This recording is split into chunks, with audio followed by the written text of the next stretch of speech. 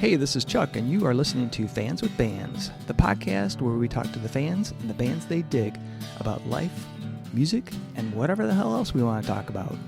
Today on Fans with Bands, we're talking to Ommnus. Check it out. There we go. Hey, this is Chuck with Fans with Bands, and I'm talking to Jay and Derek from Ommnus. How you guys doing? Good, man. How are you? I'm doing great, man. And we have a fan, Sam. Sam, how are you?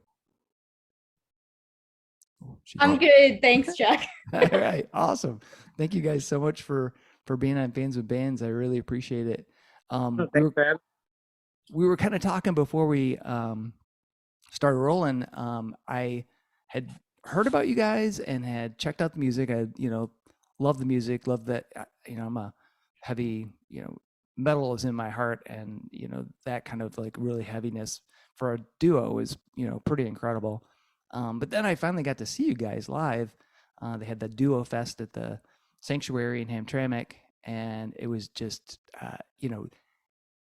not that your recorded music isn't heavy, but seeing it, Right. Hearing you play it live, and seeing you guys, because you're very physical when you're playing as well. It was so cool. It was awesome. So awesome. Thanks, man. Appreciate that. Yeah, it's a different animal live, I think, and it's hard to capture that in a recording, Yeah. Especially with just the two of us, you can listen to the album and be like, sure, it's two guys. Yeah. But then when you see it live, you're like, oh, it's two guys. Right. Well, Yeah. and you really wouldn't, there's lots of things you could do, like as a duo, recording wise, to make it sound fuller and richer and all that. But it sounds like you guys didn't try to do anything crazy with the recording. And the name of it was A Single Green Light. So the album that came out in 2020, is that when it was? Yeah. It sounds like you guys tried to be faithful to what your sound is live. Definitely. We recorded live. We wanted to pretty much capture just what we are and not try to put anything that we weren't going to be in a live format on the album, because for me, there's nothing worse than like listening to an album and then going and seeing the band and you're like, it's not as good as the album, so Right. or I can tell they're doing different stuff and they're not, there's all these things. So yeah, we just wanted to be, this is what we are. So that's kind of what we went with. Very cool. Yeah, we wanted to be the most authentic. We didn't want to be disappointing when you heard the album and then saw us live and it's missing all these things. Yeah. So we try to make it as full sounding as we can, but there's nothing artificial going on. It's just guitars and drums. And like Dee said, we do everything live. We play everything together. There's no metronome. So it's about as authentic as we can make it every time. Yeah, it sounds awesome. The album sounds awesome. And when I saw you guys live, I was like, yes, this is fucking really cool and heavy. Thank you.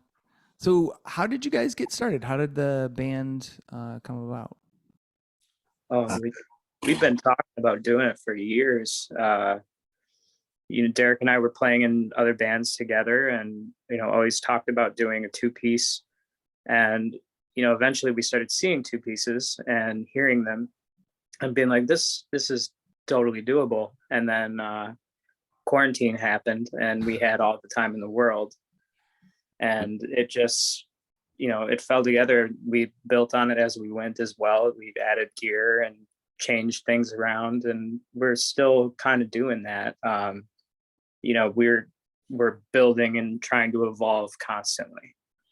Yeah, definitely don't want to stay stagnant. And so we're always like, evolving as a band and a sound. But initially, yeah, we were just in other groups, and it's tough keeping, larger bands together. And, and there's a lot of issues with direction and stuff like that. And Jay and I have always been really, on the same page with music, and we've been playing together for a long time. So it's like, yeah, man, this is the time to do it. So, we just started to do it. We took that opportunity where everything was shutting down to just like really create something. So very cool. Very cool. And did you guys, Derek, your drums, Jay, guitar, both are trading off vocals. Were you doing that before in the bands you were in before previous? No. That was a big learning curve, man.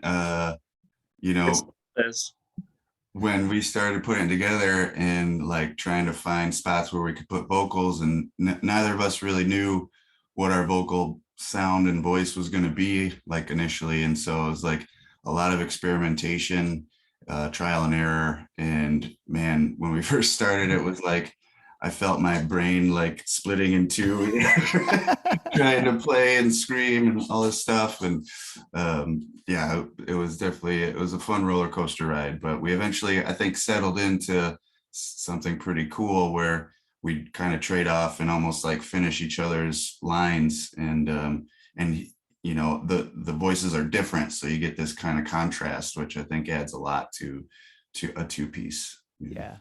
I was going to say, I definitely enjoyed the contrasting vocals. I think that was very cool because I've always liked that in other bands that have had like multiple vocalists, you know, or the single vocalist, you know, is changing their style up every once in a while. Yeah.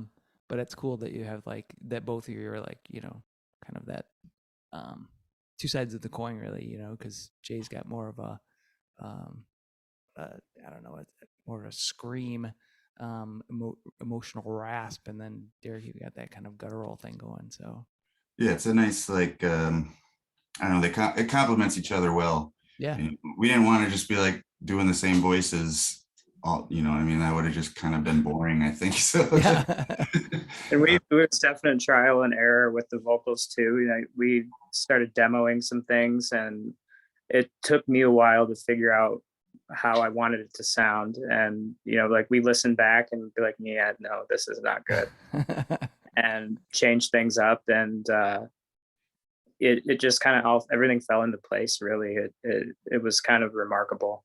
That's cool. Because we've never been in the position to be lead vocalists. We've always been kind of the background guys. it's been a lot of fun to like figure it out, you know, and Yeah. actually become vocalists on top of, you know, musicians as well. Yeah. Yeah, it's a whole different thing. And Yeah. definitely learned a lot. Definitely learned learn my limitations. I think we both did. Like, hey man, I can't really do anything here, so I think this is your spot. You know? A lot of it, like I said, it fell into place, and some of it was like, I can't play and sing over this part, and you. So it's too crazy, man. You gotta take it. Yeah. And now how we do vocals is completely different than how we started doing them. You know, and like I said, we demo and listen back, and then make changes as we hear it. But yeah, I didn't really put it together until you asked that. But thinking back on how we recorded the vocals and started with them, and then how we approach it now, it's completely the opposite of how we used to. Wow. Yeah, in the studio, we even like we set up face to face, and we were trading lines like we were together doing it. And that's kind of the only part we didn't do 100% live when we were playing. Right. But it was kind of cool to have somebody there, and we're actually in each other's faces, just going back and forth, because those lines, they trade off real quick. So I think if we were to track them separately, it wouldn't have had the same flavor. You know what I mean? Yeah. Oh, So there's a lot to feed off of when we're recording, especially, you know, we feed off each other live, but to get a good authentic recording, we want to do it in the studio too. Oh, that's cool, because I did not realize that. So that makes that recording even wilder, because you guys are like going, you know, right at that time when you're listening to it, you guys were actually recording it that way. So. Yeah, we're just screaming at each other in a small room. Yeah. Awesome. Oh, that's fantastic. So, you know, what was the songwriting process like for you guys? Do you just get together and jam, or is it like one of you will come up with a kind of fleshed out tune, and then the other guy comes in and says, "Oh, I like that. I don't like this." We kind of have a couple different processes on that. Like sometimes Jay will come up with a riff, and we'll build around that, and it's usually like a chorus riff or something, you know, nice meat and potatoes kind of riff. Mm-hmm. There are songs where I'll write a beat, and we'll start with the beat, and Jay will come up and build around on the beat. And that's kind of a new concept that we, you know, fell into with this project. We've never really done it that way in other projects, but it was cool to start with drums and then add in guitars and go around there. But yeah, it's kind of just feeling, getting a Yeah, feeling. very cool. So the album title is a single green light, and what is there meaning behind the title? Yeah, that is taken from the Great Gatsby. It's a line, it's a very kind of famous theme of the book. There's a lighthouse at the end of the dock, and there's a green light in it, and it's constantly referenced throughout the book. And towards the end of the book, the light goes out, and it's, I guess, you can debate on what the meaning is. Right. I'm a word nerd, man. I'm a book nerd. So, but the kind of the theme behind that is it's kind of this unobtainable thing or dream that it's always there within reach and eventually goes out. So yeah, it's one of my favorite novels, and it kind of ties in with the name because so the name is from Fahrenheit 451, which is, I don't know if Oh you're yeah, familiar yeah, with Ray Bradbury. Yep. Ommnus. The term Ommnus is from the movie of that, the adaptation of the book. And it basically is the thing that the rebel resistance is using to store all their literature and everything, and all the like the works of art that they want to preserve from the fascist government or whatever. In the book, they don't call it Ommnus, but the concept is kind of the same. Yeah. And so I just thought it was cool taking the name, and then all of our kind of titles and themes and everything kind of are geared towards art and literature and books and stories and all these things that we can tie in. So it's kind of a cool little Easter egg. We're one of those bands. There's a lot of little Easter eggs if you start digging, which is something Well, I've always been a fan of. yeah, definitely. That's very cool. I've never seen the 451 movie. I've read the book a couple of times, but never. I wasn't. So Yeah, is it good? yeah, Yeah. it's really. All right, cool. Well, then I'll definitely have to check it out. Um, so yeah, it's speaking of like the Easter egg things. I was, a couple tunes I really really love is "Spiders in a Glass Jar," and then "Something Witchy." And is Oh, yeah. "Something Witchy" the graphic novel about Manson? Is that where that's from? It is about Manson. Yeah. All right. Yeah. 100%. All a lot of the lyrics are like Manson quotes, and you know uh, stuff they put on the wall and everything, and all those crimes. But yeah, Yeah, it's all about Manson. So that kind of story. very Um, cool. I believe when the murders were being planned, he told them to make it look like something witchy. Yeah. Yeah. When they wrote in the blood on the walls, and we thought that was kind of funny. Yeah. Just a Yeah, way it's to wild. like a good adjective for a murder, like just make it look like something witchy, Right. whatever that means. And we just snowballed from there, and we had a lot of fun with that song. Yeah, it's got cool riffs, as well, and kind of like almost like a rock feel. I mean, it's heavy, but there's that kind of like a uh, older school rock foundation, I guess I would say. But Oh, so what about Spiders in a Glass Jar? Where did that come from? Duff's, that's yes. about yeah, Dostoevsky.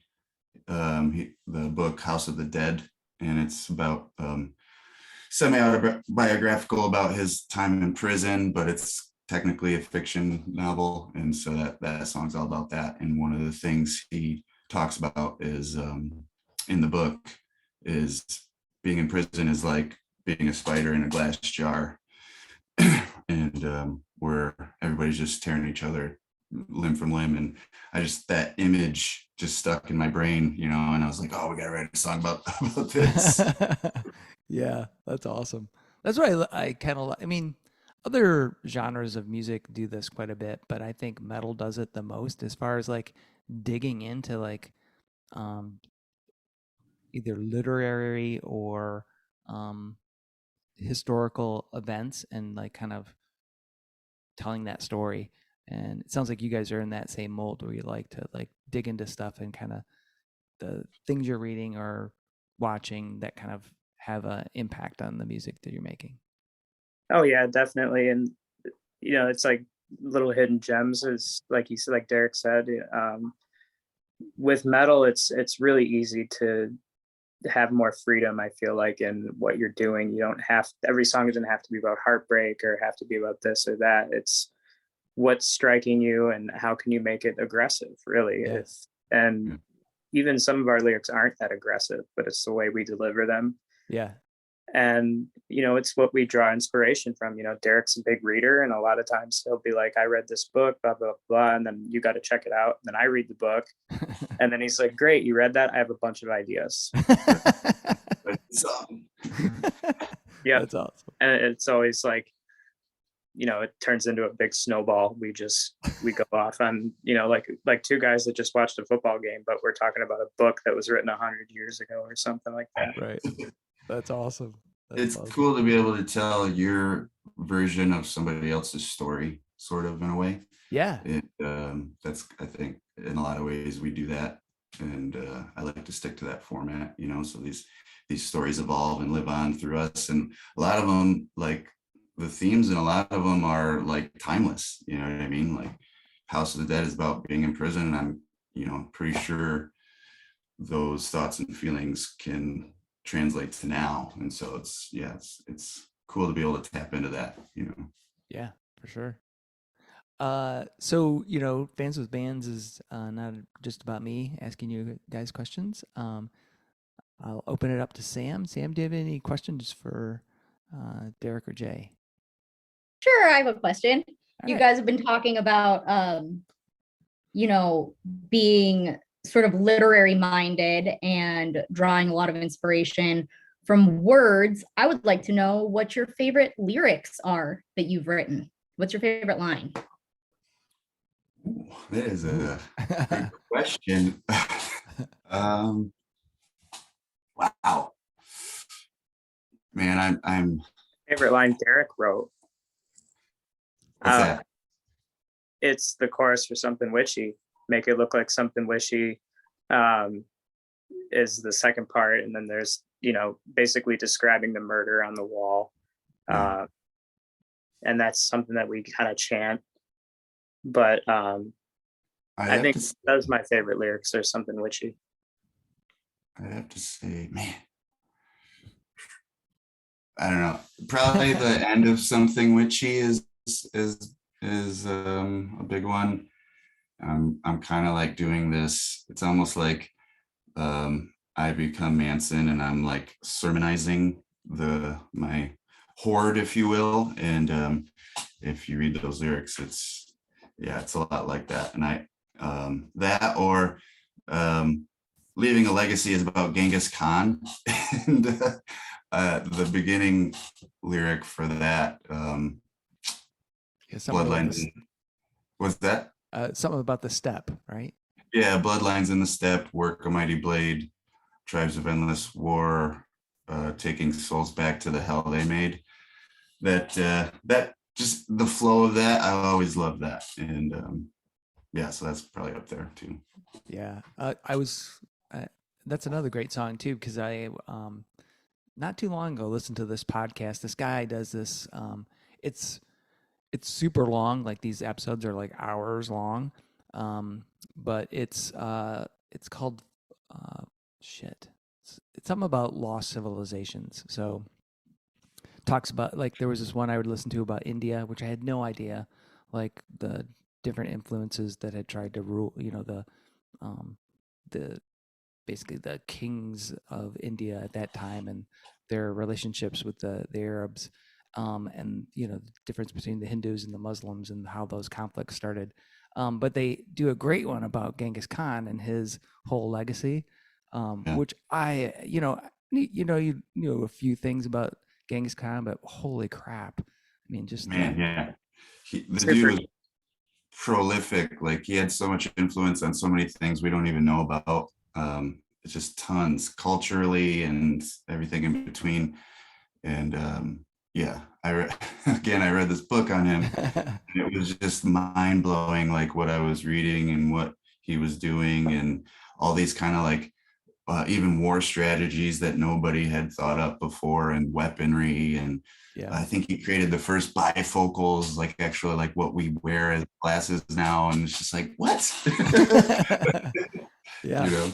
Well, and he came up with that whole system of being able to manage. I mean, because their empire was gigantic, huge, huge, vast territory. But he came up with this really cool system where they had like, basically these administrative pods at each, basically major city, controlling it, helping to make sure that things are getting handled and dispersed, and that they could, get their supply chains if they needed to when they were, moving into new territory. It was so wild. Yeah, almost like little like mini governments or governors, Yeah. and those in place. And I think that even prompted him. He created kind of the first like postal service, Yep. where they're actually like delivering mail, and it was like crazy, man. Yeah. Crazy. Yeah. I know one of the most crazy things I learned about Genghis Khan, which was after we wrote the song, I started doing, hearing all these stories from Derek, and he'd read a book. So I started doing some research, and he had captured a bunch of local birds only native to this area, and basically told in front of his children and grandchildren, he said, a well-fed animal always returns home. And then he lit the birds on fire and released them. They burned the city down, and they just strolled in and took it over. It's like Who so thinks brutal. of that? Yeah. Oh my God. Light bulb. Yeah. Let's let the birds on fire. Right. Oh man. So kind of getting into your origin stories as musicians, what inspired you guys to want to get into music? I know for me, is as far back as I can remember, I was always listening to music, but I remember getting a VHS tape of Metallica live shit Binge and Purge, and they're playing this just massive arena, and seeing that was like the first time I ever really saw that, apart from like the Woodstock documentary. Yeah. But those, just the way the fans interacted and how hell bent everything was on this performance, it really just struck me a different way than anything else really did. And ever since then, I've been chasing every influence and watching every live performance and trying to capture that feeling every night. For Excellent. me, it was like, I think I was like 9,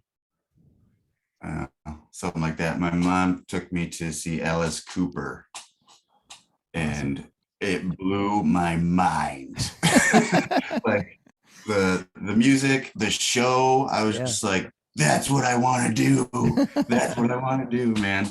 And so I was hooked ever since after that, man. Yeah, it was Alice Cooper. That's all it took.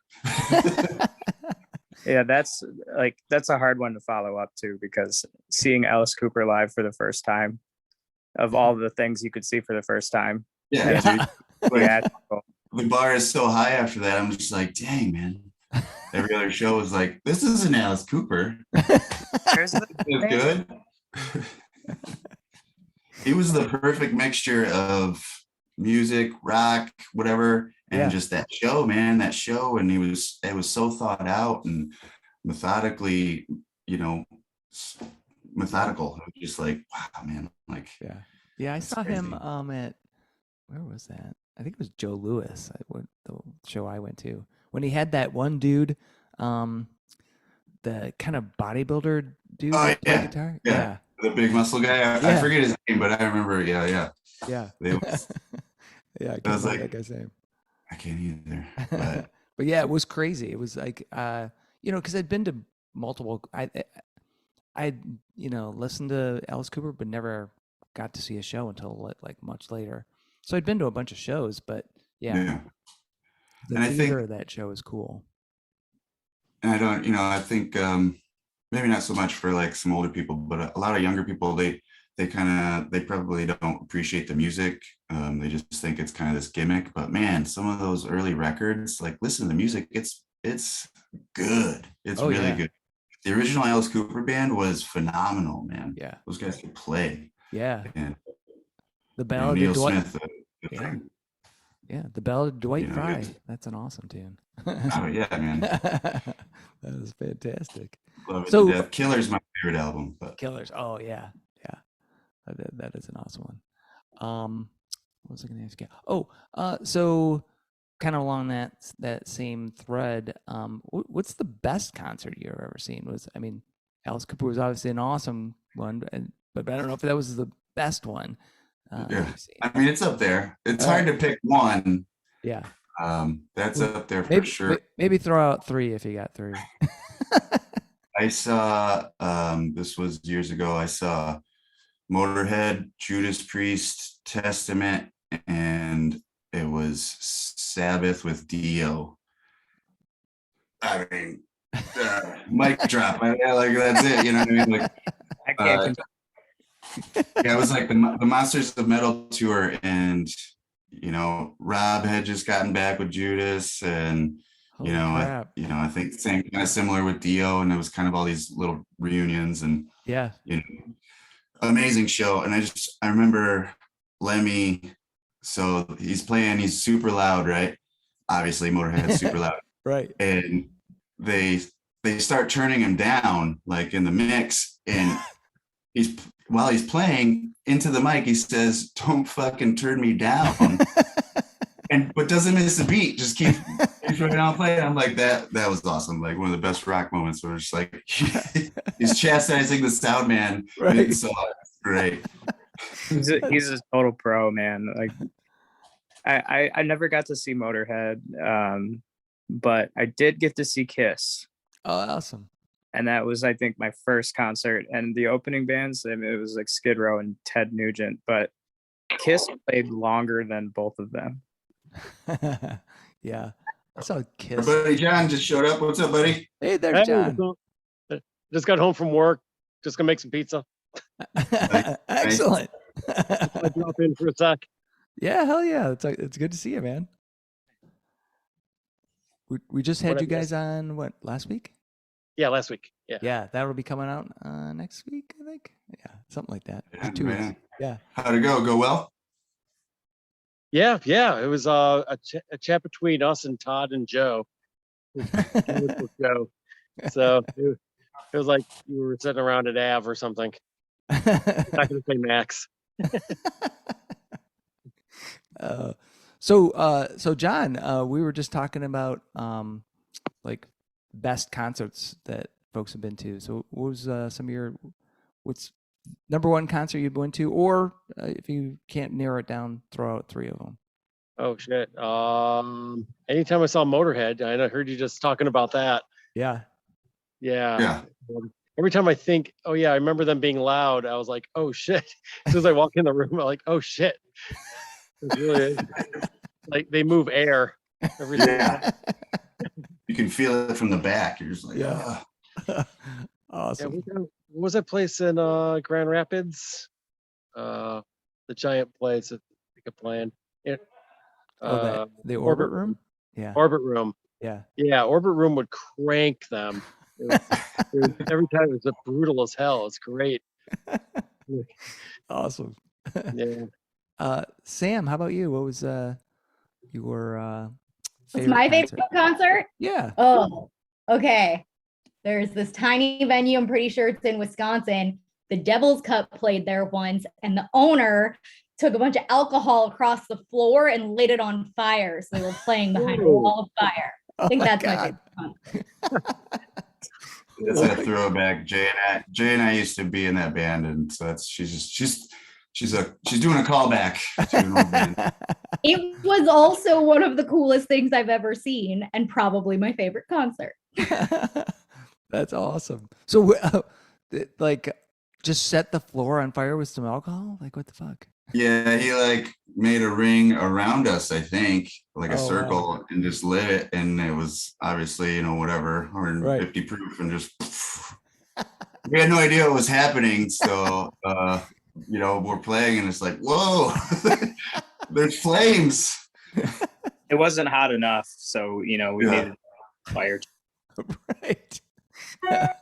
Oh man. Did you ever have any like other kind of like when you've just reminded me of this because this happened to me once, but ever had any like weird shit happen when you're playing that you just kind of like freaked you out? Sort of like somebody starting the Oh, floor on fires or like somebody fucking doing something. You're like, what the fuck? Where are we? I got a really good one for this one. We were in Nebraska with the Devil's Cut, and we played a show, and in the middle of the set, all the power went out. And it was a big thing, and then we got it back, and we started going, and then the owners came to me and said, "Sorry that happens. This place is haunted." What the hell? You're telling me it was ghosts. And to come out, and like I believe in that stuff, but and because I do it, it gave me goosebumps at the time. I was like, whoa. Yeah. But at the time, the other part of me is going, you lost sound because of ghosts. Is what you're That's what you're telling me right now? Yeah. Because I thought I blew something up. Oh, For man. me, so Jay and I used to play with a guy, and but Jay wasn't on this particular tour. I can't remember why. I don't think he could do it. And we were playing mid-set. I think we were in Denver or something. And somebody attacked him while he was playing. He was a guitar player, singer, and attacked him on the stage while we're playing. Old girlfriend, that kind of thing. Whatever. And I'm playing, and I'm like, should I stop? Like, I think I should stop. And so I stopped, and like a bar brawl ensued, which spilled out into the street, and it was like madness. And so we get them all off of each other, whatever. Yeah. And he's like, well, screw it, let's go finish the set. And I was like, dude, you're like bleeding, and your guitar's all bashed up. That was one of the craziest things I've ever encountered while playing, probably. Oh, Yeah. that's crazy. I just realized you guys said Devil's Cut. You guys were in Devil's Cut? Yeah. Jay Oh, played the upright, and I played drums. no shit. Okay, so that's kind of maybe why you look a little bit familiar. Because did you guys play at Dark Horse? Yes. Yeah, you guys were in the band then. Yep, During yep. like 4Elf, like I don't know, 8 years. ago, Yeah. something like that. Yeah. Yeah, we did the Dark Horse like holiday party, Yep. and it was amazing. They just Yeah. like awesome crowd. They fed us.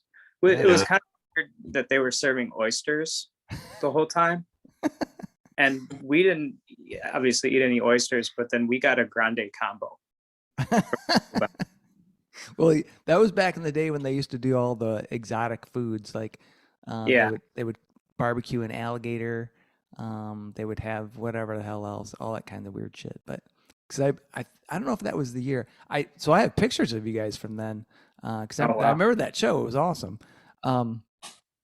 And I don't know if it was that one or the year before or year after. This guy, because everyone, toward the end of the night, people were hammered, right? Because they got all those high octane beers, and this guy's walking around with this fucking skull. That it was the skull from the baby alligator that they cooked. He's carrying it around like this. Comes up to me like this, like, dude, I'm good. I don't need any of that skull. They had a muskrat too once because somebody was carrying around a fucking muskrat skull. But yeah, I don't remember that. I don't remember his skull, but I remember there was a weird vibe in the building. But like I said, it was a lot of fun. I didn't know they had like a weird food thing going on. I just remember that everyone was pounding oysters and IPAs, and I was like, this is mix. Yeah. So kind of back to the origin story as far as you guys go. What was the first album that you bought? Do you remember what that was? I think mine was Nevermind. Something I bought, but my sister gave it to me. And shortly after that, I ended up with that, and then I think Green Day's second record, and then the Black Album, and then you can obviously tell which one took hold. Excellent. It was definitely probably an Alice Cooper record. It was, yeah, Love It to Death or Killer, something like that. I'm pretty sure. It's hard to remember. Yeah. But Nice. Awesome. not too shortly after that, I'm sure it was probably like Sepultura Rise. Oh, That was yeah. one of the first albums I ever had, and I wore that thing out, man. It's a perfect record. Yeah. Yeah. Yeah. And that I perfect actually metal record. just saw those guys at, well, at least the Cavallero brothers doing Arise because they were playing that like in its entirety. That and shit, what's the other one? Was it a Cavalier Conspiracy or something? I think. Yeah, called now. it was basically Max and Yeah. Igor and some other dudes, but yeah, it was good. Sepultura 2.0. Yeah. Actually, it was the dudes. Did you ever see this band that did shit? I don't know if their name was. It's not Massacre. Gruesome. They did like Death. They did a bunch of Death covers, and they were from Florida. The guitar player and the bass player were both from that band, and I think the bass player is from in Soulfly too. But anyway, Okay. yeah. I knew that they were doing stuff, and I'd seen videos where they had like their kids Yeah. up there. So I just assumed Cavalier Conspiracy was all Cavaleras, as far as I knew. Yeah, no, But it's just Max and Igor. I would kill to see them doing Arise, and especially that.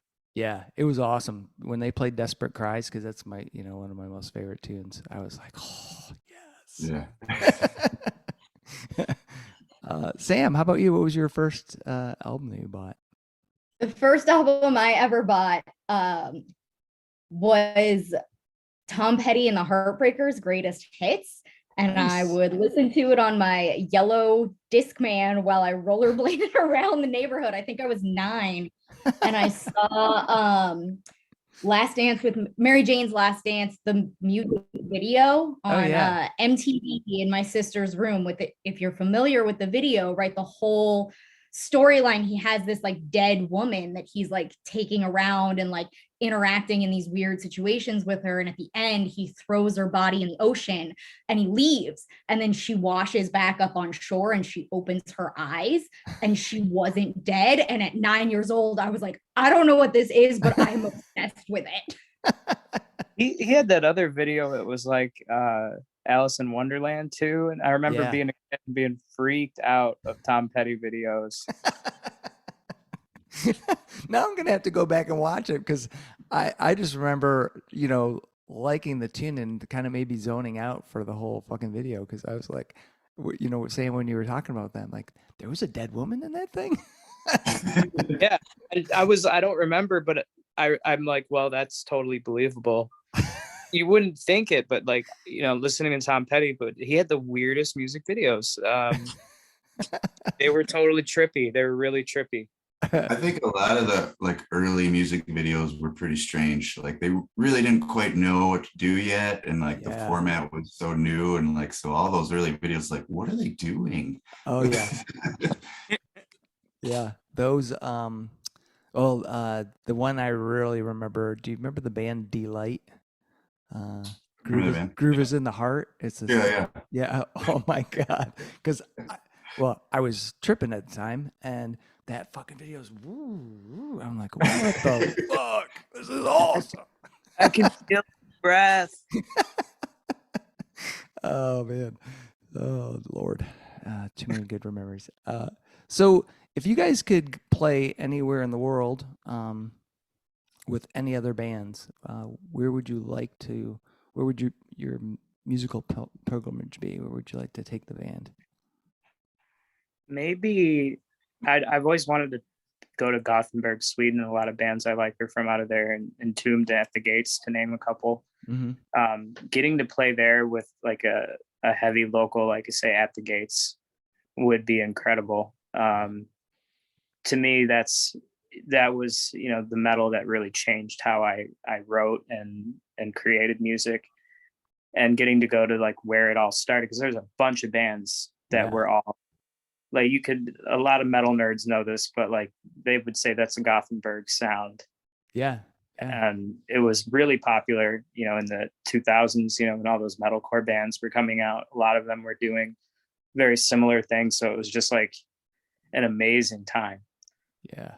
Yeah. I was the like couple out. So, you know, obviously an old dude, and so when I was listening to metal, you know, it was like Priest, Maiden, you know, Black Sabbath, and then kept progressing. I got into Angel Witch, and then you know, was into that kind of stuff, and then played in a band for a little while, and then a friend of mine gave me 2 albums, and one was At the Gates. I always blank out on the name. It's got the red hand on it. The Terminal Spirit Disease. Yeah, Terminal Spirit Disease, and then Carcass, the heart song, and man, holy crap, that was so good. I was like, that was the first time I ever got into like seriously heavy music.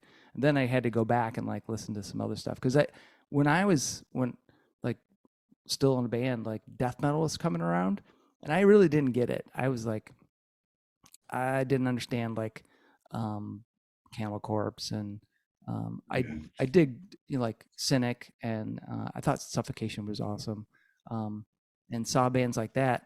Well, I love Coroner too, but I don't know if they're death metal. But anyway, it was really when I got into like Carcass and At the Gates, it was like that kind of opened the floodgates. I was like, wow, the way that you can use those vocals, and then, you know, like you guys do, use that vocal cadence and aggression, but then add in this really super layered music and make it awesome. So Carcass, that record, Heartwork, Yeah. Hearts, Artwork, that was a really big one for me too.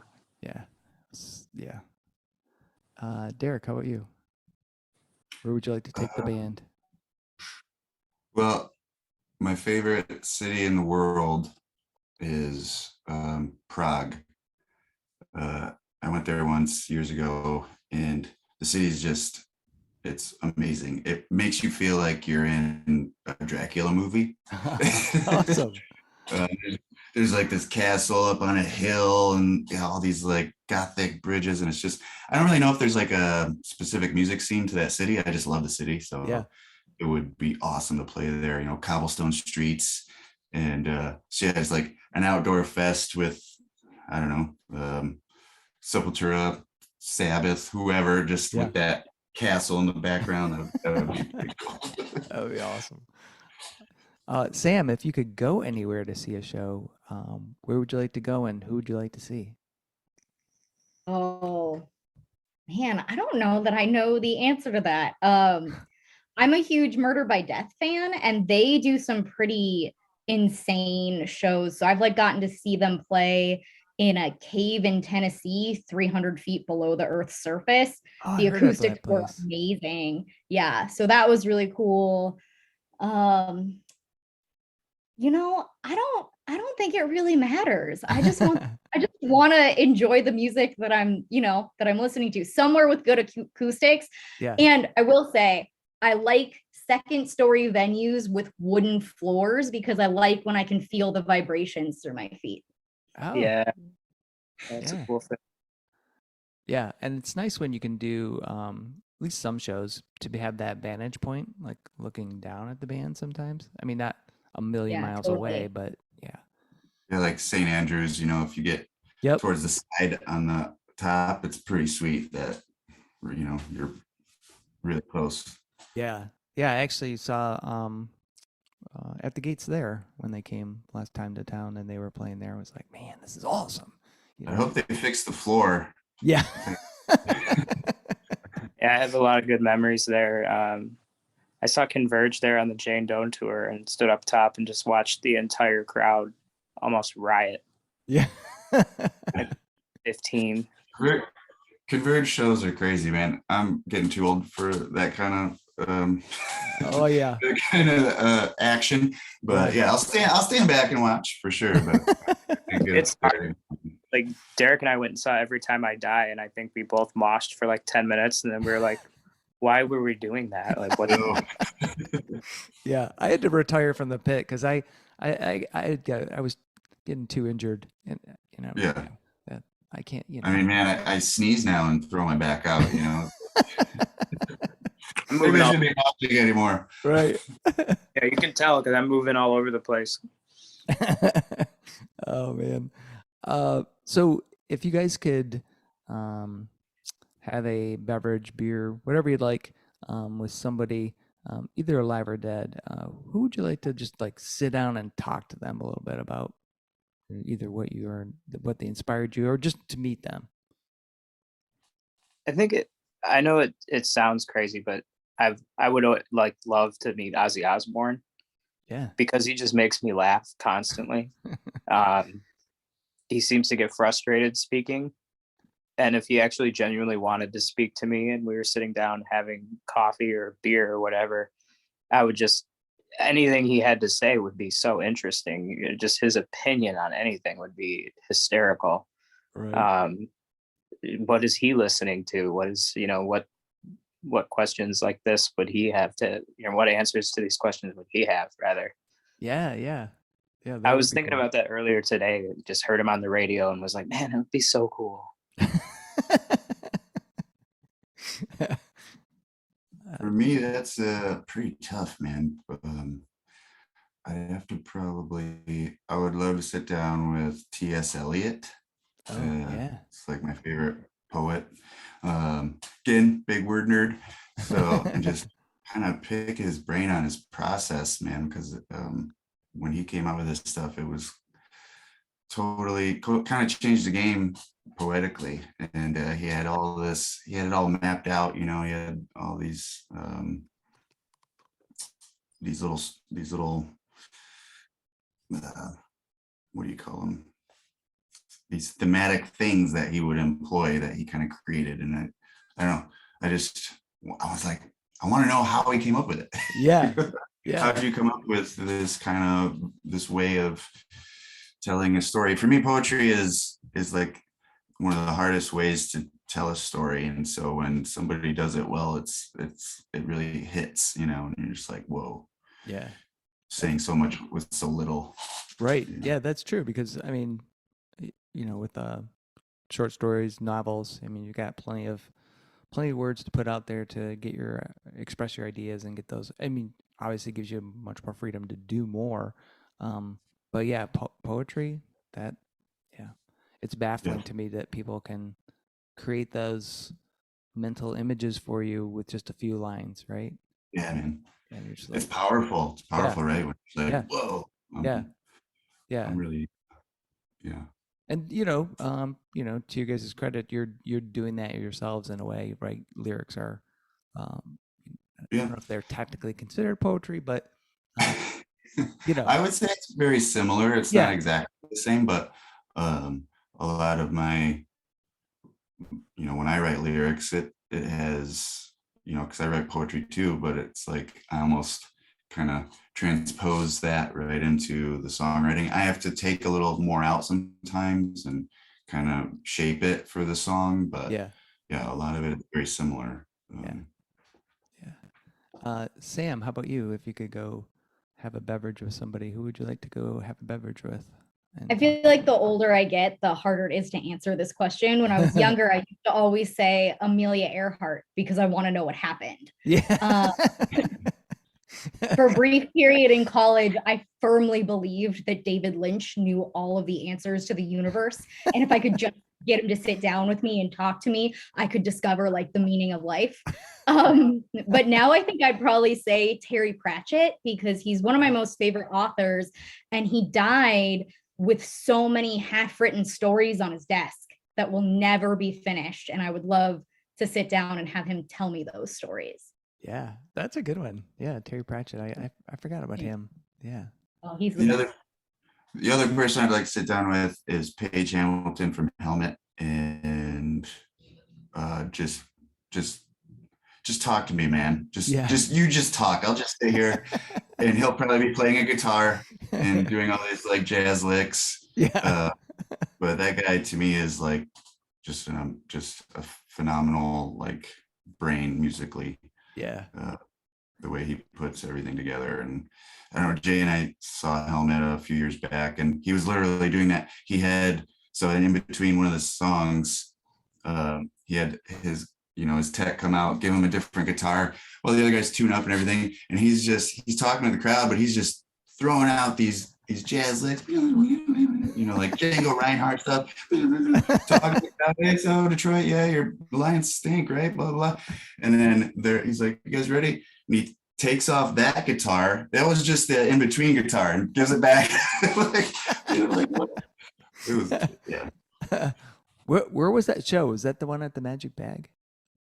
St. Andrews. St. Andrews. Yeah, that was the 30 shows, like 30 years, yep. 30 cities, 30 songs. Yep. And they actually played like, I think 40 songs. It was the endurance was just like, whoa, these guys. Yeah. And like nonstop. It was just like it's one song after the next. Yeah, no opening band. They came out and just played. And that instance where he played the little guitar and played jazz and talked was like pretty much the only stage banter. And then just yeah, it was just getting hammered by these amazing Helmet songs, and then like they hit 30 and just kept going. Yeah, he's like, we're gonna keep going. Like there was one point during the set where, and all the other guys are younger, right? He he brings in session guys or whatever, studio guys. He turns to the drummer, and you can see him mouthing to him, faster, faster, faster. And I'm like, Paige Hamilton is telling this guy to go faster. And he's like, I don't even know how old he is, but he's pretty old these days. It's just like, wow, man, that guy is crazy. That's awesome. Do you guys have any like pre-show rituals, anything you've got to do right before you get on stage? No, I used to always be one of those guys who's like, I want to get stoned. But in this band, it was like, I don't want to get stoned until after we play because I have to do vocals now. And then it switched recently. I've been doing light meditating during whatever band is playing. I like to zone out, watch them, and just kind of take it all in. And it makes it more enjoyable for me. Nice. Just being more present in that moment. You're getting ready to play, you're enjoying this other band, and then you get to play. It's it builds up the anticipation. It just makes it for a much more well-rounded experience. You get to enjoy everything. And that's like a newer thing that I've been doing. But one of the last shows we played was with an industrial band from Chicago called the Feral Ghosts. Oh. And not like our particular cup of tea, but they were so incredible. There were a couple times we looked at each other like shocked at what they were doing. Because an industrial band actually play all the music. Wow. And that was one experience where it was like, I'm just going to enjoy this band, zone out. Yeah. And then you get to play, which is a bonus. Yeah. I sort of have a kind of a routine, where part of that is setting up my kid. And there is a point, like probably, 20 minutes before we play, where I kind of have to go be alone, and I'll do, some drum cadences and stuff. And sometimes I'll put on ankle weights, which I learned from Gene Hoglan. He does that to get warmed up with his feet. And so yeah, just being alone for about 10 or 15 minutes before we play is getting that zone, Yep. Yeah. I can definitely see that. So, well, guys, I really appreciate you being on Fans with Bands. Yeah, man, it was a lot of fun. Thanks for having us. Yeah, I can't thank you Appreciate enough. you. Yeah. I just have one last question. This is a question that could, hopefully it won't create division in the band or create chaos and confusion for all the fans, but pineapple or no pineapple on pizza? It depends on the pizza, really. If you got a lot of salt going on, it's a good breaker upper. But typically, if I'm ordering pizza, I'm just going to go hard on the cheese. All right, excellent. I don't really go. land any particular way. I'm good with either. It's kind of like I won't order it, but if you do, I'll eat it. For sure. Yeah. Good way. I'm not going to order it, but you know, If it's if you there. eat it. Excellent. And Sam, how about you? My all-time favorite pizza is mushroom, black olive, and pineapple. It sounds disgusting, but it's incredible. You know, that does sound. So I am typically, I'm not sweet and savory. So I won't order pineapple, and I really don't like it at all. If it's on there, I probably would not eat it. But that actually sounds pretty good to have it with the olives, because I can think of that saltiness. Like you were saying, Jay, that saltiness, maybe a little bit of sweet. Yeah. Nice. I've had one of those olive and pineapple pizzas, and it is really good. All right. Well, I may have to broaden my horizon, not just shut down and go, no. A little Just bit. be open to the pineapple. That's right. Get someone else to buy it. Then So anyway. you can save face later, like I didn't get it, man. Yeah. Again. Awesome. Well, thanks again, guys, for being on Bands with Bands. Really appreciate Thank it.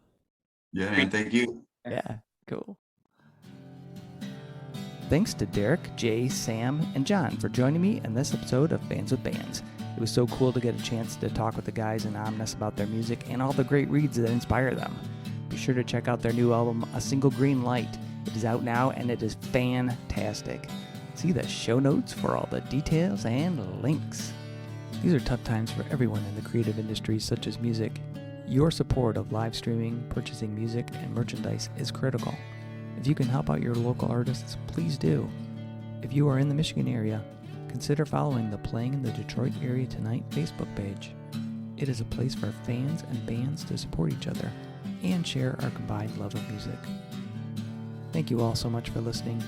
Be sure to hit subscribe on your favorite podcast service to get each and every episode of Fans with Bands. Spread the word by rating the show and leaving a comment. We want to hear what you think.